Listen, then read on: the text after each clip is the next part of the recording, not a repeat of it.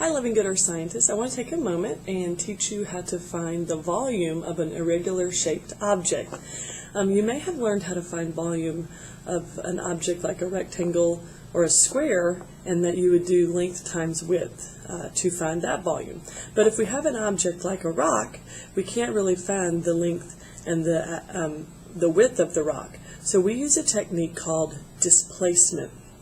So in order to find the volume of this rock, what we're going to need is a rock, a pitcher of water, a graduated cylinder, a displacement cup, and then a cup to catch your water. So we're going to fill our displacement cup with water until it comes out the spout. You want to make sure that your catch can is under here to catch the water that's coming out of the spout.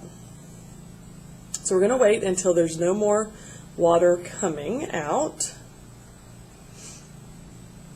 And sometimes I'll take my finger and just kind of run it on the spout to get any extra water. Now this is a step people forget. We need to go ahead and pour this extra water that came out. We want to go ahead and pour that back into our pitcher because we don't need it. It's the extra water.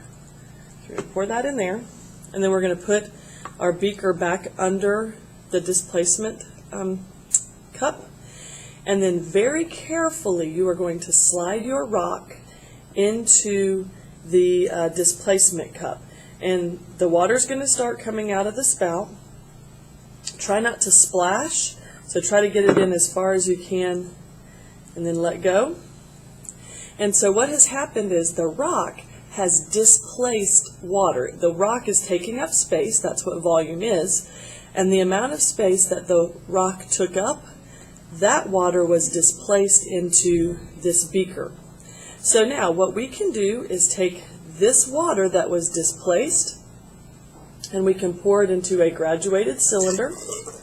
We want to try to get almost all that water. This is not the most accurate method because we still have a little bit of water still in our beaker, but for today it'll work.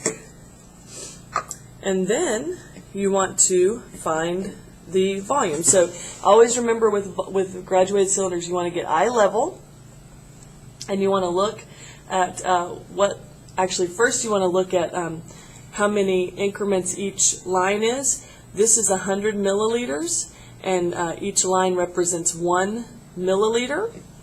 And so the volume of that piece of granite is 22 milliliters. And I'll see if I can put that a little bit closer. Now it's not going to be accurate because I'm shaking the container and it's not on a flat surface. But now we would just write down the volume as 22 milliliters, and then you'd start the whole process over. Thank you.